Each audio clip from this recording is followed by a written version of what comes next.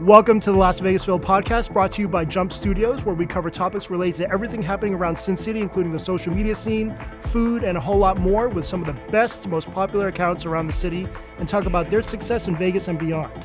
I'm your host, Philip Zhang, aka Las Vegas Phil. Check me out on IG or TikTok, and feel free to text or leave me a voicemail at 702-551-4445. On with the show.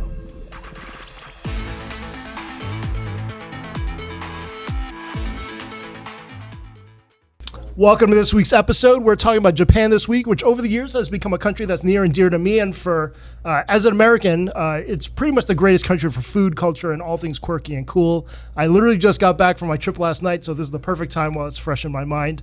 I've got an esteemed roundtable of guests this week who have all recently traveled to Japan in the last year with quite different but cool experiences. And what I'd like this episode to be is a resource for the people who have wanted to go for so long but are intimidated to take those steps to make it happen. I get it, though, especially for Americans. Going to a non-primarily English-speaking country definitely brings up the stress levels, but with enough resources on your phone and perhaps learning some key phrases, it can be an amazing time that is definitely worth taking the leap for, and we're going to get into that. With me today is an awesome group over here. Always great to have him back on the show, JT, aka Jayteetakesabite, with over 124K on IG and 136K on TikTok. How you doing today? Great, man. Awesome. Yeah. We're very excited. Yeah. Super great to have you here. The content that you posted was excellent. You covered a lot of places, a lot of different types of food. So definitely looking forward to getting to that. Over in front of me is a great account that's been on the scene starting on Yelp way back when, and now is an excellent resource, particularly for fine dining, as no one in our circle of foodies has eaten at as many Michelin star restaurants as him, and he does travel quite a bit and is willing to pay more for elevated fine dining experiences than the average traveler. We did a super fun episode a couple years ago on the fine dining in Las Vegas, and it's great to have him back with over 84K on IG. Welcome Bailey Zhao, aka Bailey Z Eats, to the Jump Force studio. Thanks for having me back. Yeah, for sure. And then last and definitely not least is Mike, better known as @What'sUnique on IG with over 86K followers. There are a handful of creators in Vegas whose work can easily be recognized, and Mike is certainly on that list, even from about 3 years ago when he started doing food in town. The way he shoots things, the angles he takes, even the music he chooses, there's no way to say it for me than it's all very Mike. This is how I describe it. Like, a really great example is Ayumi, my wife, runs Kaiseki Yuzu's account, and sometimes, your work has been very inspiring for her.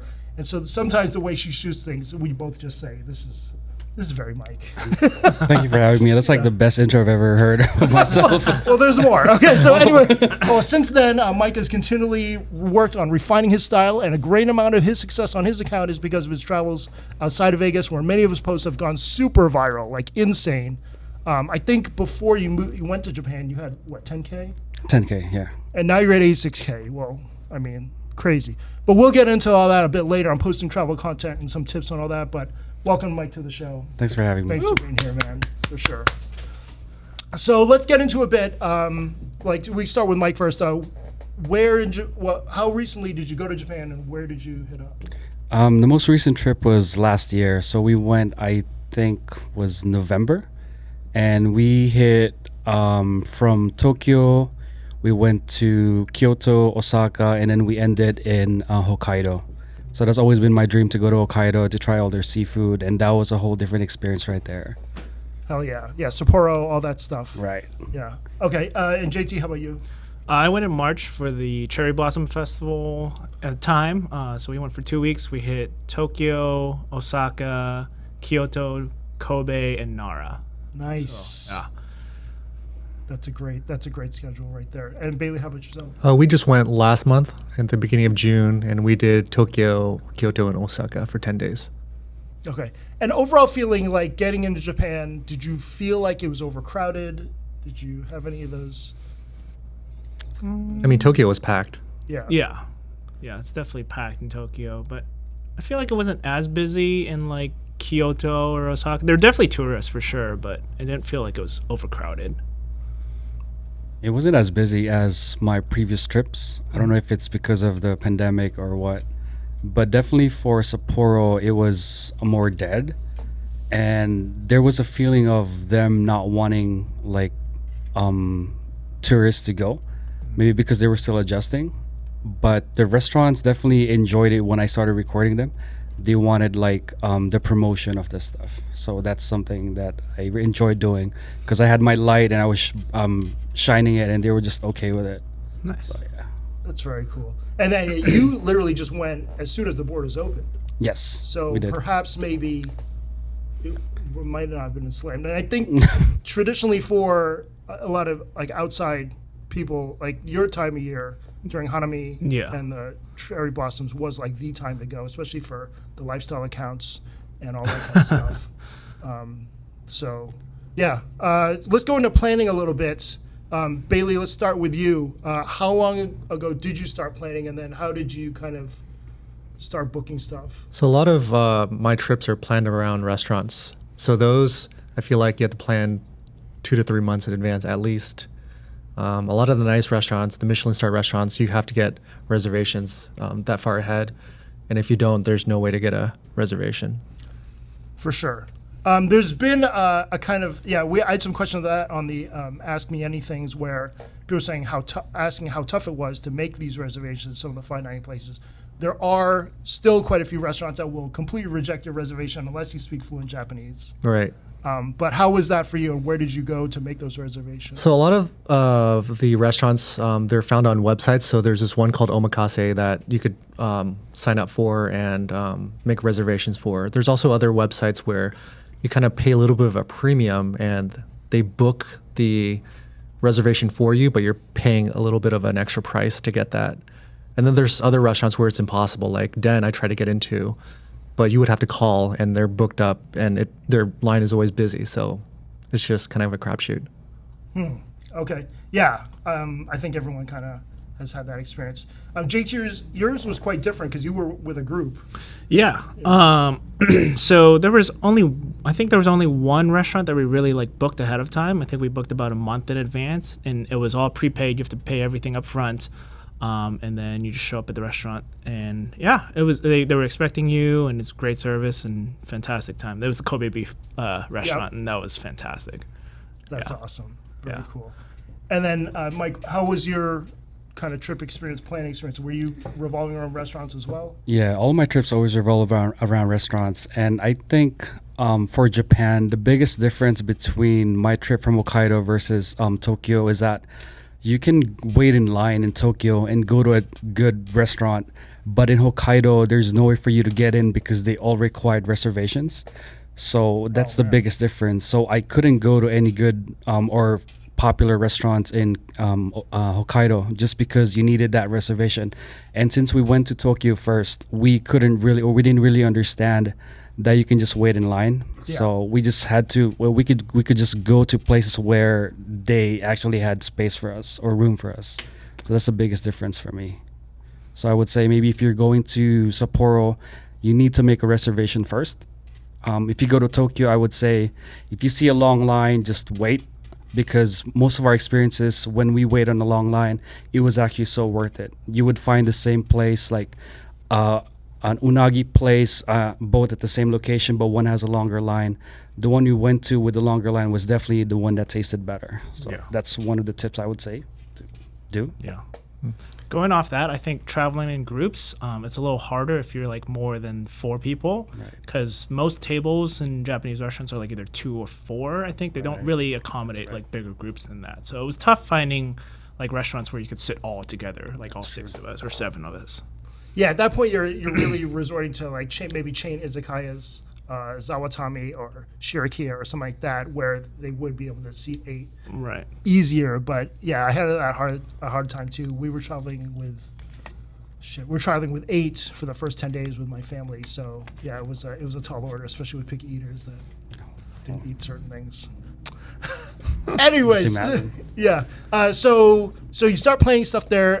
Where do you guys like to book? Is there any particular place you like to book your hotels, or you just try to find the best deal? I just do hotels.com and I just pick places that are close to a lot of the restaurants that we're eating at. Okay, So we don't have to travel too far. nice. We did Airbnbs. So we did Airbnb in Shinjuku, right in the heart of like the red light district, everything going on. There's like very walkable. And then in Osaka, we also booked kind of close by like the main city. And then the last night we decided to book a capsule hotel, and that was pretty fun. But that was also in the heart of Shibuya. So we try to book in central locations where we could kind of just walk everywhere, or close to a train station at least. Yeah. Right. How about you? So our last trip we booked Kabukicho just because we know there's a nightlife there. So I had the whole day planned of visiting restaurants and other like tourist spots. And at the end of the night, we know that there's going to be food somewhere, alleyway. I remember my very first trip, I made the mistake of booking different hotel rooms at different locations just because I thought I can go to different locations every time. So Right. the next day you have to wake up early, check out. We were dragging our bags, so that was the biggest mistake. So we learned from it. We just picked one hub to stay at. And then from there, it's so easy to go to different like train stations and just from there enjoy the entire Tokyo. So that was, I guess, the biggest thing that I learned from my first trip. That's a good lesson to know, especially when trains shut down at midnight, 12:30. Maybe I don't know. My last trip last year, I did get stuck and I ended up partying to like 5:30 in the morning. Oh, wow. Sounds like a Because great I missed night. this fucking train. Yeah. And there's also interesting in places like Shibuya, like you do see the Japanese salarymen like throwing up like on the rails on the last train just to get their shit together to get home. Which is kind of fun. Yeah. I will say there, if you are doing like a 1-day stay at a hotel, which we did at in Kyoto, we did Hoshinoya, which is a resort. There's a service which I didn't know about the last time we went to Japan, where they will ship your bags from one place to another for like a small fee. Like we paid $8 or something like that to ship from the resort to our next hotel, so we don't have to carry our bags everywhere. So it's super convenient, and they'll do it if you're staying in Tokyo and you're going to Kyoto or Osaka. Your bags will be in the next hotel room waiting for you in your room. So that'll kind of save on like just carrying stuff with you the whole time. Absolutely, yeah. Especially on the trains, things like that. It's not really the best place to be carrying large luggage. Right. My luggage did end up rolling down the hallway of the Shinkansen, an aisle of Shinkansen, maybe 2 days ago. And, so yes, shipping luggage is super convenient and one of the many things that only the country of Japan could pull off. Because I can't even imagine how that would work in the States.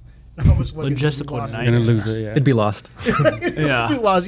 Here's my luggage. See you later. But yeah, we end up paying maybe 2,700 yen to have it shipped from Kyoto to Nagoya, and I did. They drive up to Ayui's parents' house and drop it off. So that was like I don't know, $22. Yeah, crazy. So let's kind of go into. I would say for anyone, especially for first timers, I mean Tokyo is a must go to and could possibly be the entire trip. We could talk about hubs before. Both of you guys mentioned Shinjuku. Kabukicho, which is like the red light district, is located in Shinjuku. Let's talk about some main areas of Tokyo that you feel like your first timer should definitely hit up. Well, if you go during the Cherry Blossom Festival, definitely Ueno. That giant park where you just walk through and there's cherry blossoms on your left and your right is just incredible. It's incredible, like walk for sure. Yeah. I agree. Yeah. I would say Harajuku is really fun. Harajuku. There's a ton of tourists. There's a lot of like animal cafes. We did an otter cafe there because one day we really wanted to pet an otter. So that was really fun. And there's just a lot of like food stands and stuff like that. Yeah, especially on the weekends, it's quite a scene. The fashion show that is basically just going on Right. the entire day. All the street food. Harajuku is an amazing place that definitely is worth going to for sure. Yeah, how about you? I would say mine would be Asakusa. I remember my very first trip, we didn't go there until like the third day. We went to Shibuya first, Shibuya Crossing. But when we went to Asakusa, that temple, what is it, Sensoji temple? Yeah. So they had this whole street where they were selling a lot of street food. So that to me felt like Japan. And they also had that pagoda. And for me, I remember I was walking there. I was like, oh my God, I'm in Japan. So that was the moment for me that I was like, oh my God, this is Japan. You see a bunch of like teenage girls wearing their kimonos, taking pictures. I was like, yeah, this is Japan for me, Yeah. So for me, that's definitely a must do. Instead of Shibuya, I would pick that than Shibuya because it's just a street for Shibuya, these cross. So. Yeah. Right. Or partying late at night. Yeah, for that's sure. true, yeah. Yeah. Yeah, I actually am spending 5 days in Asakusa. My parents booked a hotel for the entire family, so I never spent even one night over there. It was always a day trip, and it was just really cool just to see it like during different times of the day, and yeah, really cool experience for sure. Couple things for first timers. I mean, the Yamanote line, which is the green train line in Tokyo, is the most important line, I think, to getting around. You can really hit up pretty much every place. Maybe you got to take the subway to Asakusa, but all the places: Shinjuku, Ebisu, Harajuku, Tokyo Station, Ueno, Ikebukuro. There's so many places that you can hit up on that list. Where would you say would be your favorite travel hub, or if you were to go back to Japan, where would your hub be in Tokyo? So, like, I advised.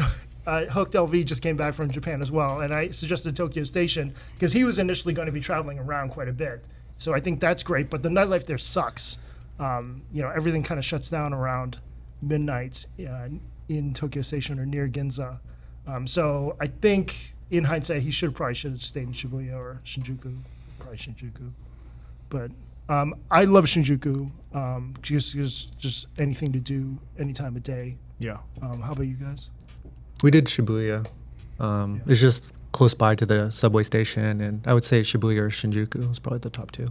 Yeah, I mean, I don't have much to compare, but Shinjuku for sure. They had so much food like everywhere. Obviously, Shibuya does too, and the nightlife was pretty cool. Just walking around, checking out the Godzilla tower thing, and yeah, it's very lively at night. For sure. Yeah, I'd say the same thing.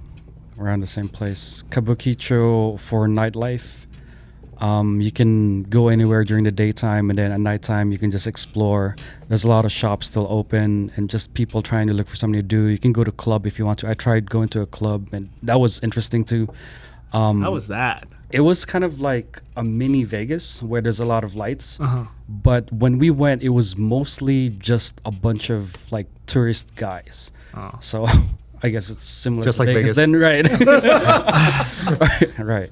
But they were playing a mix of both like Japanese music and modern trending music. So yeah, that was fun. There's also Golden Guy there too, which I that's walked right. through, which was pretty cool. But I didn't actually go to any of the bars. We were just too tired at that point. Well, it's hard to commit to a bar. You see one building, it's got like 25 different bars, like on multiple floors. I mean, how do you even know what you're walking into? Right. It could be S&M, it could be, drag, it could be whatever. Yeah. I don't know. Yeah. But that would be a great TikTok account. If anyone wants to do that, they could just pick random floors and bars and to go to. I definitely followed that account. If Yeah. you had I think it would be amazing.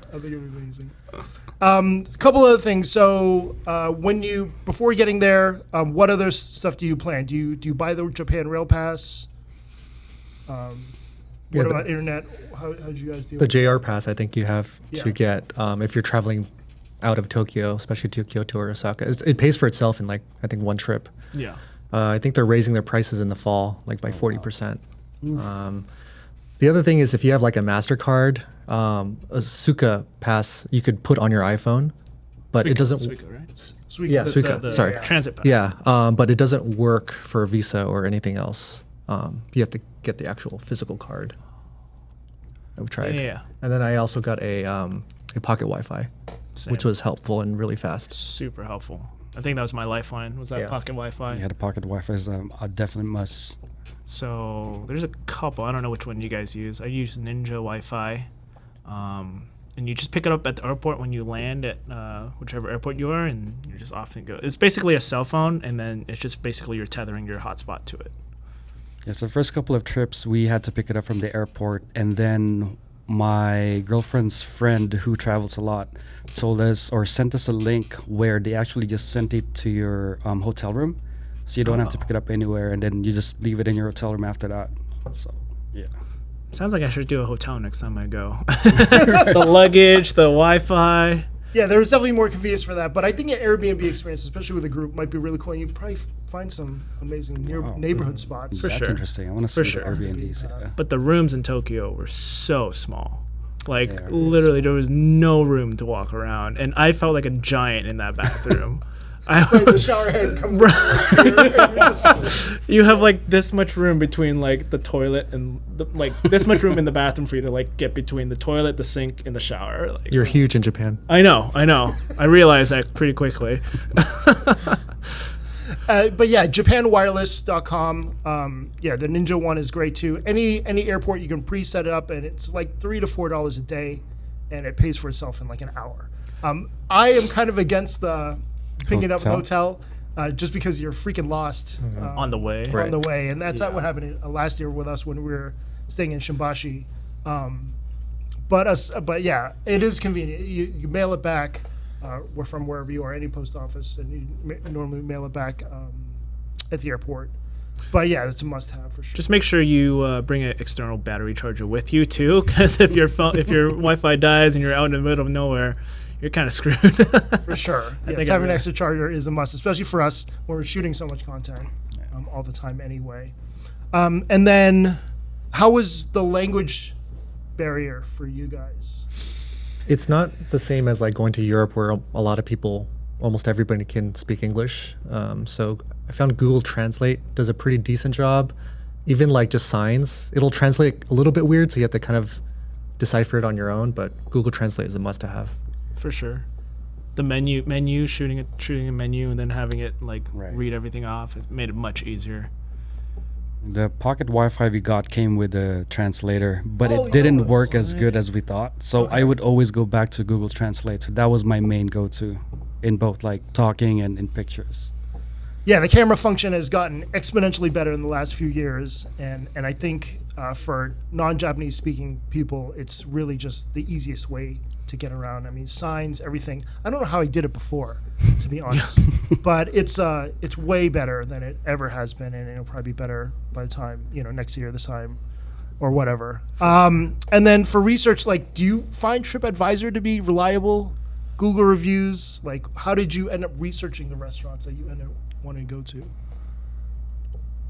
Just reading travel blogs. Okay. Yelp is useless. Yelp is useless in Japan, yes. So Tablog. Tablog is there, yeah. But a Tablog. lot of times it's also in Japanese, so you have to translate it, and that takes some time. Right. So I would find the restaurant that I was looking at, like on Google Maps, and then copy and paste the Japanese translation of it and put it onto Tablog, and then that would tell me like the rating of it, which the ratings are brutal on Tablog. They don't give High just 5 standards. stars for very high standards in Japan for food. true. But I definitely use Tablog a lot to find out like whether or not it was worth it. And, like I think like a 3.5 to 3.7 is like a decent rating over there. And then any favorite like accounts that you guys looked at on the way to planning stuff? Most of the time, I just see random videos that I just save. So I have a whole bunch of like different saved videos from my trip to Japan. I tried to message a couple of foodies, and there was one who was very like helpful. He was sending me a whole bunch of like different itineraries to go to, and he wanted to meet to, but during the day off he just pretty much ghosted. So I don't know what that was. Oh wow, happens. I would say like Japan Explorers You're right. or Tokyo Explorers, they have like a lot of Yeah. good content where it kind of is eye-catching. And then there's, again, a lot of random accounts. Like I follow like Yuto38 where it's just all in Japanese, and you have no Yuto38? Yuto38, Okay. and you have no idea where they are. It's all in Japanese, so you try to do your best. It's like a puzzle trying to figure Yeah, out. you right? have to just try to figure it out.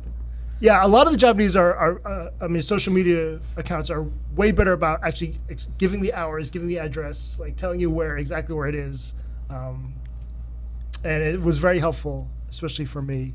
What do you guys think of TripAdvisor overall in places like Japan? I don't know if it's the I think best. it's American It's- based app. It's a tourist-based, yeah. So you're just getting where everybody else is going and not like the locally Right. found places. Right. I think honestly, like follow your sense of smell. Like if you smell something that smells amazing, just go there. Like honestly, like there's just so much good food everywhere, and everybody has such high standards for their food quality that you really can't go wrong. It's hard to go wrong in a restaurant in Japan. I agree. Yeah, there's just a certain level of passion and effort that your average person takes there that they would definitely would not be doing in Vegas, where they're all about cutting corners and trying to maximize profit. These guys are working their ass off, even the smallest places, to provide the best product possible. So I totally agree with that. So let's talk about arriving. So you get there in Japan, you take the train, do you take a cab? What do you guys normally do? Just Subway. Subway's so convenient. Which airport did you go to? We flew into Haneda. Haneda? Yeah. What about Haneda? Narita coming in, the Haneda coming out. So that was a brutal train ride.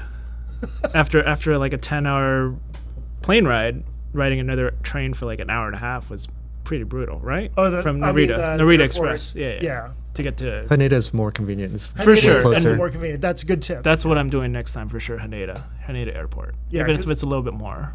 Yeah, the Narita light rail does take about an hour to get to Tokyo Station, and then once you're there, I mean, at least like places like Apple Maps will tell you like the platform and the time, what car to be in Right. to get out, which is most easiest. But yes, that's true. Yeah, Haneda all the way. Mike, how about you? I did the same. I did the Skyline from Narita Airport, and I would agree. The ride is kind of brutal.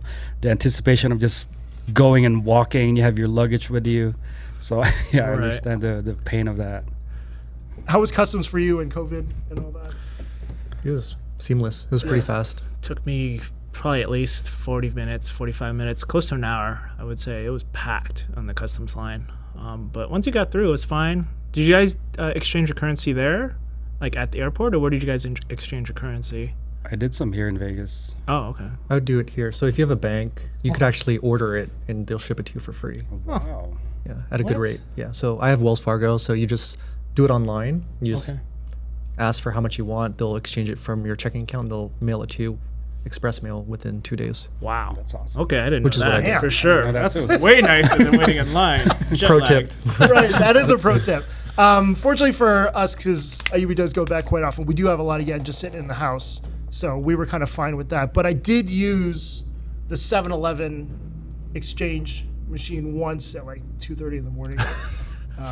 But For what, Phil? ramen.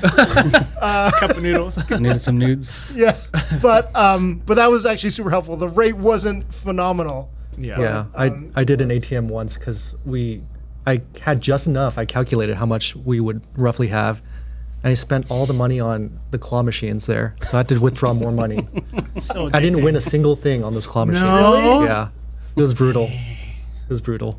My buddy won like at least 3 or 4 prizes. That's what I'm saying. But The- he's also Yeah. like really good. The at first time I he's- went, I did really well. So I'm like, oh, I'm gonna kill it for my son. I'm gonna get him some prize. I failed. Yeah. They remembered you. That's why. Savages.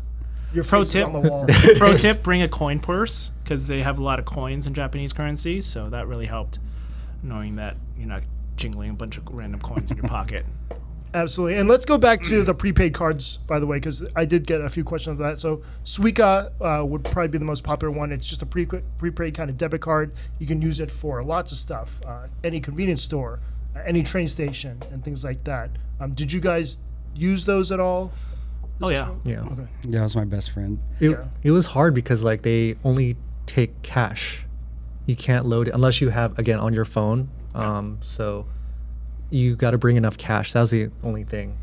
So I did everything on my phone. So you can pretty much download a Suica card or something. I don't remember how I did it. You can probably look it up, but you pretty much have it in your wallet, and then every time you go through the train's turnstiles and thing, you just swipe it, and it just With the pops MasterCard automatically. though, they don't take visas. That was the problem because we tried to load it so many times. I don't it didn't remember. work. Which, I think it was maybe Amex. Amex might work too. That's what I used. Yeah, That's probably what I so. used. Yeah, so Suica and then Icoca would be the other one. And that, I think that's an easy app to download Yeah. to use the prepaid card. Because, yeah, so much coin, there's nothing more useless than a 1 yen coin and maybe a 1 peso. And then But, you reload it too. Yeah. Right. Anytime. yeah, but super helpful. And, yeah, reloading it at any convenience store, any train station. On your phone. You can On your reload on your phone. phone. Yeah, yeah. So you get there. How do you get over the jet lag? I mean, what time are you guys waking up the first day? It wasn't. I mean, my sleep schedule is always messed up, so it wasn't yeah, too hard for doctor. me. It wasn't Right. too hard. But usually, I think we flew in the morning, so we left Vegas at like 8 a.m. we got into Tokyo at like 2 p.m. Mm-hmm. So it wasn't too bad. It was like you just stay up a little bit longer, a lot longer actually. Yeah. I think we left at 8 a.m. We had a layover in LAX, and then we got to Tokyo, or we got to Narita around like 4:30 in the afternoon. And then by the time we were done with customs, it was like 6. So by the time we got to Tokyo, it was like 7:30, 8. Yeah. And we were like lugging our luggage. Oh man, it was so brutal. Brutal walking through the streets of like Shibuya or Shinjuku with like our luggage, exhausted. Drop off everything at the Airbnb and then just like try to find somewhere. And that's where we like followed our sense of smell. We were just like, just find me somewhere that was good. Found this ramen spot, so good, and then just went home and crashed so hard. I bet. Yeah, I work in the service industry, so my whole sleep habit is messed up anyway. So I never had any issues with jet lag. That's amazing. Yeah, prepping beforehand, I usually prefer to stay up all night in the States before the flight with hopes of sleeping or just throwing off your internal clock as much as possible. This time around, I just the goal was always to stay up till like 8 p.m., somewhere between 8 p.m. and midnight the first day, and then if you do that, I think you're kind of more together. We also brought some melatonin, so that helps Okay. you sleep too. Like 10 milligrams would help. All right, says the doctor. I've never tried melatonin. I think it was more brutal coming back. That was when jet lag really hit me. Yeah, that It's was like rough. I think you're running on adrenaline. You're excited to be there. Once you get back here, it's like, damn. Back to reality. Yeah, yeah. So how do you get over it coming back? It took me 2 weeks last time. I don't know. Try how long not it's to gonna sleep. take Try this to get time. back onto a regular schedule. Go for a workout if you can, and just try to like get back. If you need to take a nap during the day. But as much as you can, try to stay up and get back to the regular time zone. It took me about a week. Not gonna lie. Yeah, I think having a regular job schedule definitely helps. Yes. Which did not. I don't think I worked. I didn't work. I didn't work for. It took a couple of days off before I started working again. Okay, so let's get into kind of some of your favorite things that you've done while you're here. Obviously, the Mario Kart is a very popular thing for Gaijin. You did Monkey Kart too? Mhm. So good. So let's talk about that a little bit. So, I booked it online before through Klook. I don't remember how much exactly we paid. Do you remember how much it was? I think it was $180. Okay, so it's a lot more expensive. And you definitely need a international driver's license for it, Right. which you can get at like a AAA place. They take your picture, and that's pretty much it. It was $30. Yeah, and I Did forgot you what write it on the was. spot at AAA? They Yeah, do. they just hand it to you. They just take the Oh, wow. picture. Okay. Yeah, and I would highly recommend doing it. The video I posted got a lot of hate from, I don't know, like tourists, and they are saying that they're locals. They say that the locals hate it because of the noise, they're causing traffic, pollution, and all that, cause accidents. But they've been like doing very well. So I would say just do it. You know, you're already there. This is the only place you can do it. Dress up like Yoshi and Mario. Just do it. Were you wearing like a camera mount on your chest? Because your videos were like, because they told us you couldn't record. Like, Yeah, when you we were can't driving. hold your camera, so I came prepared. I did my research like intensely before going, and they said you need a mount for it, and that's what I did. I bought one on Amazon. I actually returned it when I came back to the So US, smart. and I just strapped it on me, and it was there. It was moving a lot, so I was driving, kind of holding it, so it Right. was steady, and that came out very well. Nice. So it's kind of in the cut. Like you have to like go to like this random station and you have to walk like maybe. It was in the 5-10 middle of minutes. nowhere. Yeah, we were lost. Yeah. We went back Like, and forth are we like lost 15 right now? minutes. But then you find it, and then they give you like a safety instruction talk. They all speak English, full English, so it's like it's pretty easy to like pick up everything. You can't wear like any Mario or like Luigi actual characters, so I ended up with like the Minions or like the Toy Story alien Oh, because because of of the branding? copyright. Oh, Yeah, really? Yes. Yeah. So wow. Oh, that's They why I have a went bunch a of- few years ago. They let you. I think they changed it. Like Yeah, they changed it a few years ago. yeah. Interesting. So if I could just wear a red hat and overalls. And No, not have to so say we Mario? we literally You allude bought to Mario. we bought a Mario and Luigi hat earlier that day at like some like flea market, and we brought it thinking we were gonna wear it, and they were like, no, you can't do that. Oh. Yeah, at all. You can't wear anything Oh. Mario or Luigi or like any of those characters. So that's changed. yeah. I guess they were getting cease and desist letters or something. I don't know. Yeah, people are posting it and it's blowing up like Right. On social media. Then I get that for sure. But yeah, I would think for any Americans coming in, I mean that would be probably a must do. I actually still haven't done it yet. I'm planning on doing it next time. So fun. Yeah. And for people who don't drive, they also have that tricycle where you ride with a person that works there. Oh. Because a lot of people are asking, what if I don't drive? How can I kids. go? Yeah, for kids. So they can still be part of your journey, and they can take the videos for you, and they take videos, or they're taking videos of themselves too. So you can do that. Nice. You're going pretty fast too, like probably like 30 miles an hour. Right. The guide was very professional, very safe. Like at no time did our group like split up because of like a traffic light or something. They kind of knew like when the traffic's like we're gonna turn, they would slow us down, give us hand signals so we're like speed up, slow down, get in like pairs of twos or like go solo. So it's very, very well organized, and I didn't feel like unsafe at all throughout the entire Yeah, day. and it's not a race. A lot of people think it's a race. Yeah. It's just a tour around Tokyo. Yeah, so it's not a race. And the best spots in Tokyo too. In the best spots of Like, Tokyo. So we downtown. went there. It just so happens to be Halloween that night. Oh, So right. everyone was God. dressed up. It was crowded. We were supposed to drive through Shibuya, but they had a detour just because of how traffic was. really? But we had a lot of fun because everyone was just wearing costume. Everyone was cheering for us, and it was a whole What a different special world. time. what Right. what an awesome time. I would say just use the restroom before. I remember I went Oh, it was cold. Yeah. and it was really cold. Yes. So And I had to use the bathroom so bad. And so then we had to pull over at Tokyo Tower and I ran in. wow. That's funny. But yeah, great advice all around. I didn't know about the international license and how quick it was to do that. So that's super helpful. What are some things that you regret doing or maybe want to advise people to avoid when going to Japan? Anything? Anything you would avoid doing? I don't know about regret, but I mean, my only disappointment was that Play-Doh ice cream, which I thought was ice cream. It wasn't ice cream. The Play-Doh it? matcha thing. Oh. It went viral, and it looks like Play-Doh coming out on a cone, and it was super hot. And my expectation was it's super hot. I want ice cream, and I bit into it. It wasn't ice cream. What was it? It was just was a Mont matcha. Blanc. It was a Mont Mont Blanc. It was Mont Blanc. Yeah, so it's like this crazy, like stringy Oh, okay. stuff coming down. Yeah. And yeah, super viral. It looks so good. It looks Yeah. so good. It wasn't. I thought you were talking about the ice cream cone that everybody It talks came about. in an ice cream cone. But the other one where it's like soft serve. Oh yeah, that's different. That one's really That one's really cremia. Crema. Yeah, Cremia. cremia, yeah. I think I That should fat try content that. is amazing. Yeah. Yeah, it's a wagyu of ice cream. I had it 4 basically. times. But yes, that's true. I was in Asakusa and I saw a gigantic line, at least an hour long wait for people just to shoot. It was $14 too. Not worth it. Yeah. You had the 10 yen. 10 yen, yeah. Cheesy bread. It wasn't that cheesy. It wasn't that cheesy. Yeah. You had it too.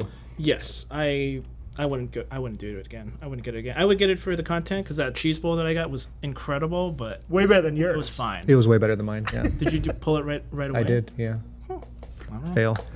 Inconsistent. Yeah. Well, some people say, yeah, especially in Osaka, there were certain spots where like the OG ones were. And then, I don't know. I was right on Downtown Bury. Yeah. It was around there too. Yeah, that's all. One thing I do regret is we were like super hungry in Shibuya, walking around and like trying to find somewhere, and this guy came up to us with like a sign. He was like, "Hey, come on, you guys hungry?" And like we're like, "Yeah, sure." We go, and it's like we go upstairs to like the second floor, and it's like completely dead, and like they gave us the menu, and like the food was like subpar. Like it wasn't the best. So we felt like we were kind of like swindled in. Like the guy obviously knew we were tourists and like wandering around, didn't know where we were. So if I were to recommend something, like don't like anybody that comes up to you in Japan, don't do whatever they're trying to. Don't follow random men. Right. Don't get wrangled in. Yeah. Yeah. Okay, good advice. Much like in Vegas too. Right? That's true. Anybody, yeah.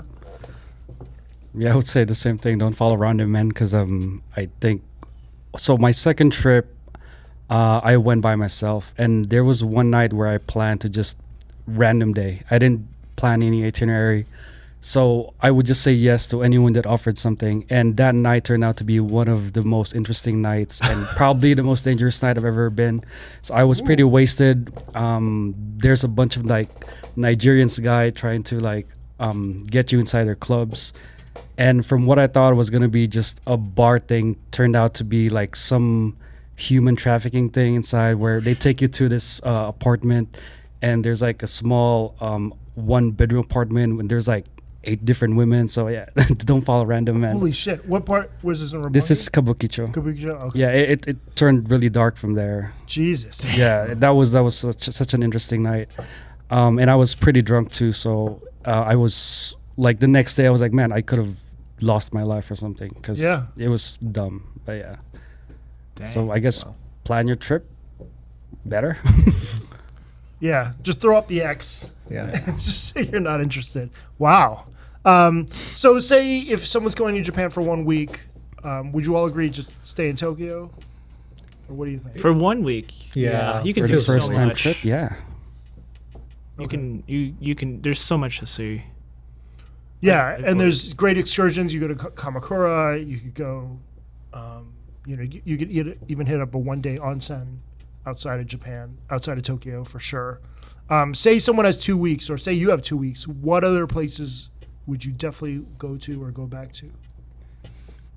I would say Osaka. Like a lot of people said before I went that it's just a mini Tokyo, so I just disregarded it. But when I went, it's like it has more street food than Tokyo, or at least more condensed. And being a foodie, that was like heaven to me. So I would definitely go to Osaka. Their street food is just out of this world. There's so many options, and they're all tasty. Agree. Yeah, Downtown all day. I think I spent like a whole afternoon just like bouncing off like side street, and just eating everything. It was incredible. Yeah, originally in March 2020, we planned a 2-week trip, and we were supposed to go to Hokkaido, so I probably would have gone there. I probably would have skipped Kyoto this time. Really? I'm more like it's more about culture. I feel like I didn't hit up almost any cultural spots. Fuck that. So- It was Where's the cool. next I, restaurant? I like Kyoto. I felt like it was Yeah. like old Japan, like where it's like Like samurai Like- and stuff. it hasn't been touched since like whenever that was, but like very cool. Yeah, it was extremely crowded last week when I was there. Was it? Yeah, unbelievable and super hot. But I think it's worth going to at least like a 2-day, maybe a 2-day stop. Yeah, I would say 2 days. Yeah, you can rent a bicycle, which is a great way to go to all the temples, and it beats the heat of the stations and walking through everything for sure. If you have a small group, that's something I would recommend doing from the Kyoto station. It was interesting to see a lot more buses in Kyoto than like Osaka, whereas all subways and stuff. Interesting switch. Is that because like it wasn't rebuilt after? I like, think so. Okay, I think just logistically they couldn't put subways in certain places. gotcha. But yeah, taking a cab is sometimes usually the last alternative, but I mean it's definitely helpful. Uber works in Japan, but it's normally a cab that rolls up if you use it. And then so aside from going back to Osaka, Dotonbori. If you can imagine Dotonbori, imagine Fremont Street times 100, and it's all food except instead of casinos and hotels. That's kind of what it is, and it's an incredible place. You could shoot content there, I think, for days if you hit up all the restaurants there. Any other places? So you did go to Kobe. Sorry, I went to Kobe. Yeah, and then you went to. We went to the Animal Kingdom in Kobe, which was really cool. Like totally different zoo experience than any other zoo here in America. You could like literally walk up to the animals and pet them, and like it was crazy. It was really fun. And then for dinner, we went to the A5 Wagyu spot. It was incredible. And it was also in the middle of like this giant plaza with all these other restaurants and stuff too. So there's plenty of Kobe beef places in Kobe to choose from. Sure. Yeah. If you're in Buffalo, you have Buffalo wings. If you're in Kobe, I mean, that's what Kobe you're gonna beef. do. Yeah. Any other off the beaten path type spots that you guys enjoy going to? We did this sample food making experience, Oh, which is in Tokyo, which is really fun. You always see those yeah. the sample foods outside, so they're all made of Plastic wax. ones? Oh. Yeah, so we did one in Tokyo where they taught us how to do it. They have a huge following on TikTok, like millions of followers, but they don't let you record. any of the videos. Oh, So we only took pictures, but it was really fun making like sample shrimp tempura. right. Yeah, Cool. How long was the class? it was about an hour. Okay. Yeah, Oh, so you get to nice. make like 3 or 4 different pieces. And you got to keep it? Wait to keep it. Yeah, That's that was fun. Okay. That sounds fun. Yeah, that sounds awesome. What else do we do? Any other quirky thing? Team Lab. Team Lab. Team Lab, Oh, yeah. yeah. Oh, Gotta that was do it. fun. Weed is illegal in Japan, unfortunately, but maybe you could Just sneak it in as a maybe. pill. Just me. And then you did the crazy restaurant experience after. the Team Lab. Yeah, we did. It was the Delight. I forgot what it's called, but they put you in a room where everything's lit up and all the food, all the dishes are interactive. They set it on the table and the lights show. And whenever you take something from the plate, like the lights would do something. So that was pretty interesting. The food was good too. And when we booked it, there wasn't a lot of people, so we pretty much had the whole room for ourselves. Right. And I would say we didn't do the wine pairing, but their normal pairing, the non-alcoholic pairing was pretty good. Their teas was amazing. Non-alcoholic beer was pretty tasty too. So that was a pretty good experience. Nice. Yeah, so Team Lab, for those that don't know, I guess imagine Area 15, but Times, cooler. yeah. Yeah. Yeah, way More cooler. interactive. And they have several different exhibits all throughout Japan, but the biggest ones in Tokyo would be Team Lab Planets, and then Team Lab Borderless, which did close down, I think is reopening next month in a different part of Tokyo, and that is a must go to as well. Anything Team Lab is pretty outstanding. Any other like favorite like chains that you guys enjoy going to? Obviously the convenience stores, the company stores. You guys rated all that stuff. I remember. It was fun. Yeah, was so Bailey's fun. epic. You gotta egg get the fried sandwich, chicken. I fried swear. chicken sandwich. Yeah. I will. Yeah, I mean, instant ramen was phenomenal. Like, better than any ramen shop I've had here. And you can eat it right there. I mean, they have the hot water, Right. everything right there. Right. A lot of them have like cubicles that you can sit in. What? How about you? What's your favorite? The meat buns. Oh, yeah, we the did Nikuman. the Nikuman. We tried every meat bun they had. I even have made a video. It's too long, but we tried different flavors and different places. And yeah, dude, I was addicted to it. I wanted to take it home here and just eat it. I would also say the Uniqlo store in Ginza, the flagship store. Oh, So if I were to redo the trip, I would pack only 2 days worth of clothes and just go there and buy everything. Right. Because Yes, great you don't advice. have to pay tax. They have a coffee shop at the top. They have a flower store at the bottom. You can make custom T-shirts there. Wow. I just spent so much time there. Yeah. That's great I'm advice. wearing the shirt I bought from Nico This is old. This is an old one. Yeah. in Japan. Nice. Damn, that's awesome. But yeah, and also the dollar is ridiculously strong right now. And Right. So I think anywhere you go, it's just tremendous value anywhere, and not only restaurants but shopping as well. So definitely great advice there. I overpacked, specifically this last time. There's a lot of clothes that I didn't even wear at all, and I think raiding Uniqlo and Goo and H&M and all that stuff is definitely the way to go. Yeah, that was the other thing. If you pack like for a 2-week trip, it's gonna be a lot of clothes. Yeah. So if you do 2 weeks, I would just bring enough for like maybe 5 days, and in the middle you could do laundry. Laundry, yeah. And for their laundry, in the hotels, the one that we stayed at, you don't need to bring detergents already included. Wow. So it just Yeah, all the washing machines had detergent in them, and then they dry in the same machine, which was super convenient. I would say vintage shopping, like shopping for yeah. those old clothes. We found this one store, 2nd Street, and it was pretty much everywhere in Japan. So every time we would go someplace, we would go to a 2nd Street, and you can find like brand items, but they only make it in Japan, like different length shorts or like a shirt that has like one tear. So that to us was a must. So I think next time we go, we're definitely going to hit up all of the 2nd Street stores that we see. Yeah, so lighten up on the luggage. That's great advice. Yeah, I did notice a ton of amazing vintage stuff in Tokyo. Like people just wearing like the old school '90s rock shirts, but like they just looked incredible, and I definitely want to take advantage of that next time as well. So after all this time spending in Japan, obviously you're going to post content. What was like for you, each of you guys, kind of shooting in Japan, and what was the reaction to the posts? After that went up? I mean, I tried to I tried not to post as much during the day, just to really soak in the experience and like, you know, take it in. I would post at night, like stories and stuff, just because even the time difference, like, really wouldn't matter when Right. people were watching it. And then I started editing all the content once I got home. I reached out to Japan Explorers and see if they would collab with everything. They were like, yeah, sure, we'll collab if the content's right. And they pretty much accepted like every single post that I posted. And yeah, I think some gained some traction and some didn't do as well, but it definitely helped the post boost even more, especially because it was trending at that time with like the cherry blossoms and everything. Yeah, I did a bunch with Tokyo Explorers. I don't know why Japan Explorers didn't. I didn't really message them, but yeah, Tokyo Explorers accepted a bunch of mine and went Nice. well. Did pretty well. Yeah, I think it's the same company or same person or who I do it. But yeah, Japan.explorers, Tokyo.explorers. You did most of your big ones with Japan? Japan Explorers. What I noticed was a lot of the stuff that goes on in Japan, if you're a content creator or not a content creator, just film whatever you see that's interesting and it'll blow up.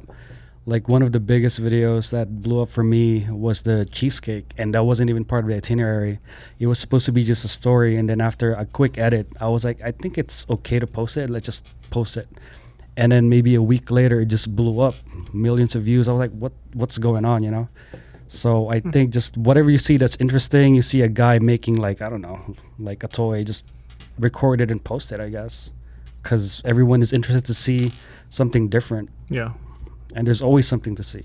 Yeah. For sure.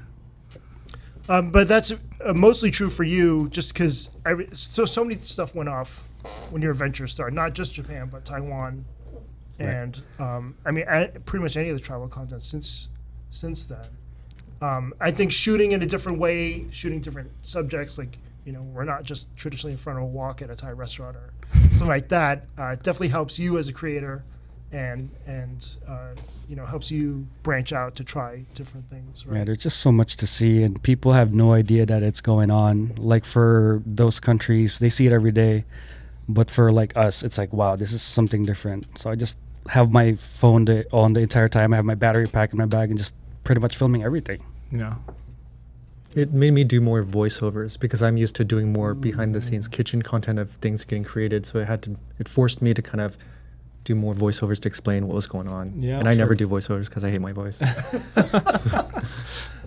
I mean, that's awesome that you did that. And yeah, I think a lot of the experience in Japan, you really need to convey, you know, What's what is going going on. on. Yeah. You can't just show it because Yeah. no one will appreciate it.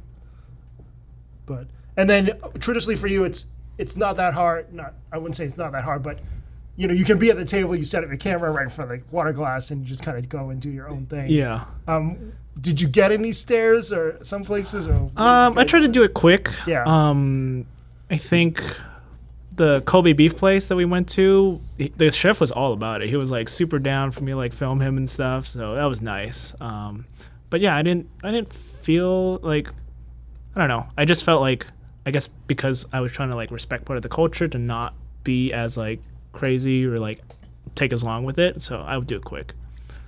Yeah. All right.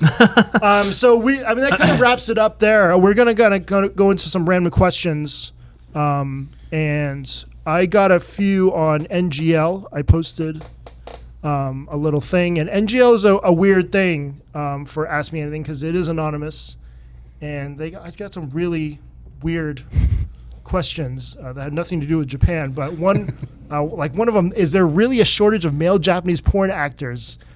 I've been reading about this, and this is a real question. I mean, who the fuck? I came across that video too. I guess I guess it is. I was just browsing through TikTok, and then there was a video of like just the same sentence, and they're saying that there's like, I don't know, 1 million Japanese girls versus like 300 male like porn actors. So I don't know. I can't confirm or deny. But Okay, that is a thing.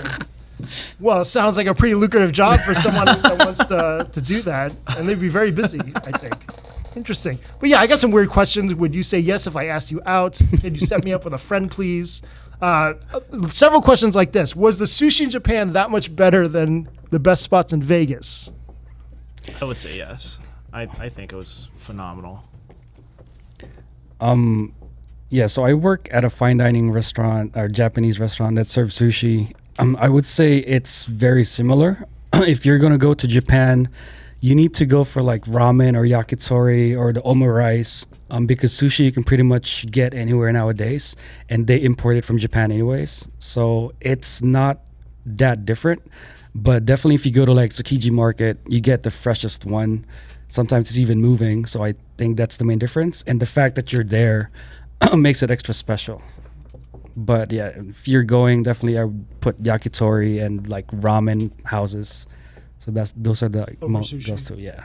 I agree. I didn't have any sushi, I don't think. Really? Well, I like stuff that came on the side with other dishes, but I feel like I wanted to focus more on cooked foods that are Like your harder to unagi, get. the unagi you posted was Yeah, the unagi bowl.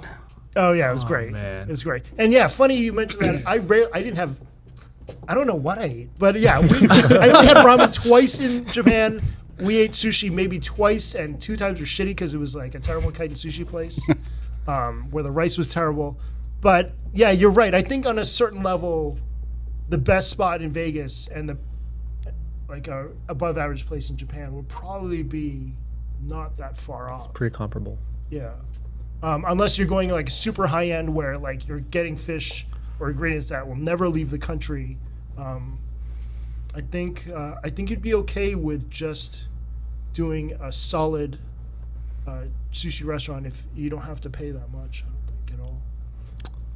I mean, I think I would disagree. I went to this fish market in Osaka, and I waited probably an hour and a half, 2 hours for it. And the way the fish was cut was just different. It was like way thicker, and I think I paid less and ended up walking out the door, and I had way more fish in my belly at the end of the day. So, I mean, I'm gonna remember that experience forever. So, yeah. Awesome. Yeah, one chain in Tokyo that I really love, Manzen, Mantzen. They do omakase style where the guy's just serving nigiri after nigiri, all the stuff. It's only like $50 for like an 18-course dinner. And they have, I think, 3 locations in Tokyo. Definitely worthwhile if you're looking for good bang for buck. Can you mention proper etiquette tourists should follow? I'm Japanese and I always like to give a little advice to people going for the first time. I feel like you said blah, blah, blah. What do you think about proper etiquette for tourists? I saw some pretty cringy shit when I was Like here what? this past trip. Let's hear those first. The expectation of people speaking and understanding, the Japanese speaking, understanding English was insane. Like, what the fuck? I just learned, some kid was yelling at a Family Mart employee because he lost his Japanese Starbucks cups and was just yelling in full on like stupid jackass American English. And she's like ready to quit. Like, listen to this kid. Yeah, I don't know why There's people so think much that of if that. you raise your voice, they'll understand more. I don't know. It doesn't make sense. So that's insane to me. And my family was guilty of that on this trip. It was super embarrassing. And I think if you can just learn some key phrases Yeah. or just use Google Translate and just show them the fucking phone. I mean, that's the way to go over Right. just the Yelling in expectation of, English. yeah. Yeah. Any other things for you guys? I mean, in where was it? In the Nikishi Market, there's rules where you're not supposed to walk and eat. Yes. So I saw several tourists do that, and shopkeepers would literally run out and stop you and kind of remind you of those rules. So that's one kind of particular etiquette there, I think. Yeah, walking, eating, and drinking is. And is you can't really just frowned eat upon. anywhere too. Like you need to go to designated places. I remember I went to a mall and I just started eating, and security came and pretty much told me you can't eat here, and I was trying to figure out why.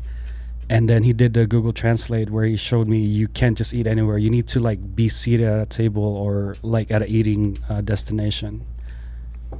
So I would say that would be etiquette. Another one would be, I know I said you can film anything, but make sure you ask permission first before filming anyone, because they're very private people over there. So they don't want their faces to be shown in just any video. So just ask, just point to your phone, is it okay? And if they're okay, they would say yeah. If not, then they would just say no.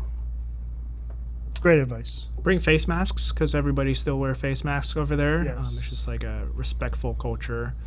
I think walking on the left kind of tripped me up. And then Yeah, it the switches. stairs, And then switching the into hallways sake. and the subways and everything. Yeah, like Yeah. what side am I supposed to be walking on? Right. Because all the Chinese are walking all over the place. It doesn't even matter. But yes, it was very confusing. Yeah. Yeah. Also, you don't have to tip. Don't tip. It's seen as disrespectful. So it was nice. I think you also hold out both hands when receiving the money card. back, Yeah, or yeah. the card, the business card. I think. Yeah. 2 hands always Two with hands. business card and all that stuff. Most Great places advice. take card out there too, which is cool. So you can always ask like, "Cado okay?" And then basically means like, "Is card okay?" Yeah. And yeah, so I use the card a lot. Just make sure you don't have foreign transaction fees on your credit card before you do that. When you pay with cash too, you have to put it on that little Oh, yeah. pad Right. thing. Right, you Instead can't of you just- can hand it to Right. them. You have to put it there and have them pick it up. Yeah. Imagine you're playing blackjack and you don't hand the guy $100, the dealer. So that's true in Japan as well. Let me see what else. Top 3 bites in Japan for you. I don't know if they're asking about cuisine or specific restaurants. Any favorites that stand out? For our last trip, I would say the gyukatsu. Yes. Like we went there randomly. I didn't know. I was really tired that night. We just wanted to eat something. We saw this place. So gyukatsu is pretty much like tonkatsu, but it's with beef, and they give you this hot stone where you cook it on top, and it's just like really crunchy on the outside, juicy on the inside. They serve it with rice and some sauce, and that was one of the best bites I've ever had. And every time I go to some place new, I look for a place that have it, and it's so hard to find. I think they have one in LA, right? I think so. I agree, because the first time I went, Wendy wanted to go to Gayukatsu and heard great things, and I'm like, I misinterpreted it as Gayukaku. I'm like, we have one in Vegas. We don't need to the go. gyukaku. Gyukaku And I was is totally like wrong, gyukatsu, and yeah. that was the first meal we had in Tokyo, and it was amazing. Yeah, good. right around $10. Yeah. Starts at right around $10, and it's Gotta incredible. go. Breaded wagyu, and you grill it. I don't know if maybe they don't have it in America because it's served raw, and maybe that's a weird I thing. was craving one time and tried to make it, and the beef turned out really tough, even though it was like a ribeye piece. And it's just their quality of meat over there, and you have to go there to try it. That's a great call. Yeah. Any other chains that you guys like? I stumbled upon this like cheesecake shop, like just a random corner, and it was some of the best cheesecake I've ever had. I think it was called like Sagittaire, and like I tagged them on Instagram and everything, and they like loved it. They gave me like a free coffee to go with the cheesecake, would make it even better. And I was just eating it on the side of the road, just like this is amazing. Yeah, desserts are definitely next level. You gotta have a second stomach for all the incredible desserts, and maybe you should even start with it in some of the places. Because good God, the French influence in Japan is just incredible. I think they took a lot of what they loved about making desserts in Japan and in France and all that, and just kind of took it to a whole different level. You're a big dessert guy as well. Yeah. What were some of your favorites? I mean, creme I ate almost every day there. Okay. Just the fat content is higher and just so much creamier, and it just melts right away, so you got to eat it pretty quickly. Right. I would say one of my top bites is also steak otsuka. They have this phantom beef in Kyoto, and it just melts in your mouth. Like literally, you could taste like the fat cells bursting in with each bite. So that was amazing. Oh, that sounds awesome. Yeah, man. All right, and then so yeah, it doesn't have to be super high end. It doesn't have to be the most expensive dinner you've ever had in your life. There's so many great places to get content, and to kind of just do your own thing. If you just wanted to raid 7-Eleven, 7 for a week. I mean, I've seen people do that. You can. I wouldn't recommend it, but yeah. But a place like Ichiran, cubicle ramen dining, things like that. It's always easy grabs to kind of get content from places like that for sure. What other questions do we have here? Is there any place that serves omrice in Vegas like the place I went? No, Not I yet. think so. not yet. I've asked many Japanese chefs about doing it, and I think it's just too much effort, they think. I think it's very difficult to actually do. I've had a friend try to replicate that omurice from Kiki's. It's just hard to do. The timing. The skill. Yeah, and he probably didn't miss any time at all. Like the Perfect guy's every time. Incredible. Yeah. So yeah, going back to that. Kichi's super viral. Is it Kichi? Kichi Kichi. kichi omurice. Kichi omrice in Kyoto. super viral. And how long did it take for you guys to make a reservation? How far in advance? It comes out 4 weeks in advance, exactly. 4 weeks in advance. And And they I was book up. waiting like a few days before just to make sure I get it. And when we went the day off, there were people waiting outside. There was about like maybe 8 people just waiting in line. And I was like, what's the point of making a reservation if they're waiting anyway? And as soon as we got there, they asked for my name and they let us in. So those people were pretty much waiting for cancellations. Yeah. So that's how desperate they are going there. And that guy just puts on a show. He loves the camera. He puts like all of his passion into that plate. And I highly recommend going to that place. Yeah, it looks super fun. It was one of the most memorable things from Japan. Yeah. Sure. If you do go there, they do take a few walk-ins the day of, but you have to show up at 4 p.m. And the difference is that if you make reservations, you're seated at the bar. They actually have like phone stands to help you film. But if you get a walk-in, you're seated in the back. So you can't really, I mean, you can move around and film at the bar, but when it's time to eat, they move you off. Right. That's good advice. Yeah. Funny, Kichi did a collab with the omurice guy that I hung out with the night before we were there at the restaurant, and the place was obviously insanely packed because you got 2 of the most viral omurice guys in Japan just cooking together, which was insane. That's awesome. But yeah, I wish some place would do it in Vegas. I don't know if it's going to happen. It's not practical, I don't think. Yeah. I mean, you'd have to charge like $50 for it, probably. Going to Japan for the first time, overwhelmed trying to plan the itinerary. Any tips on how to group activities and eats together? I think we kind of answered that with the restaurant. Just start with the restaurant and then go from there, right? And then, yeah, Apple Maps was my go-to for getting around. Oh, how about you guys? Any favorites? I use Google Maps. I use Google Yeah. Maps. The same. Okay. Let me see what else. I think it's important to note that looking for the exit numbers is important when you're exiting The the subway station. station, yeah. Yes. I gave up. I would just get lost and just let's see where it takes me. Because those stations are massive. Yeah, Shinjuku Station, cities. especially, like, God knows where you end up. If you're exit 49, Right. whatever. Okay, there's some really weird questions here. One of your friends is hiding something from you. Okay. Can you teach how to cook perfect meat in the oven? All right, never mind. That was it. Any other questions that you had, JT? No, they were asking about a tour guide. Like, how do I get a tour guide? But I mean, you don't really need it. I don't think. I think just look at travel blogs, find like the restaurants you want to go to, and then the things you want to see around it, and then just plan your day around that and get lost. Like, honestly, it's so much fun just to wander and not have a general itinerary. At least that's how I travel. I 100% agree. Yeah, same. I have like a few things booked for the day, like maybe 1 or 2 things, and then the rest of the day I'll leave open to kind of just explore, leave it kind of open. Bring good walking shoes. Oh, Yes. agreed. You're gonna be walking like 20,000 steps a day at least. Easy. That's true. That is great advice. Yeah. Any other random kind of advice you guys have? If you have a lot of luggage and you went shopping, you just have a whole bunch of stuff. There's always lockers at the stations. Leave it there. Yep. And always check out the food court at all the stations because they have a lot of great food there. Like there was one that was like a whole stadium of food. Like it blew my mind. I didn't know what to eat first. So yeah, check out the food court. Yeah, every time you go to stations are super reliable for that. Tokyo Station's incredible. Like at the Ramen Street, Oh, they yeah, have yeah. all the desserts, everything you can imagine, and all the department stores.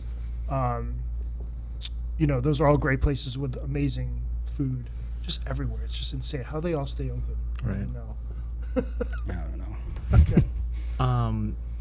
Make a reservation for your Shinkansen if you're bringing luggage with you, because you need a reservation. Otherwise, you're gonna have to pay. It's like $7 extra, I think.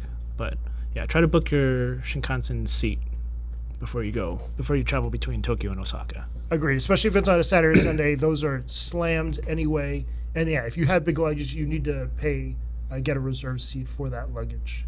Yeah, good advice. Anything else? Yeah. Okay. Well, this was fun. Thanks you guys Yeah. for coming in and doing all this. And then, yeah, all these guys have posted amazing content over the last few months of their trips. If you have any questions at all, you can feel free to DM any of us on specific things. But I think this is a great kind of resource for people to just kind of inspire them to go, not just to Japan, just go anywhere. and do your own thing. Because I mean, traveling. I mean, that's kind of what it's all about, you know. So, but until next week, thanks for checking in. See you next week. Thank you. Thanks for tuning in to the Las Vegasville podcast. For more information about me and where I've been dining recently, check out my IG and TikTok at Las Vegasville. Feel free to text or leave me a voicemail about anything you want, 702-551-4445. Stay tuned as a new episode of the show debuts every Monday morning.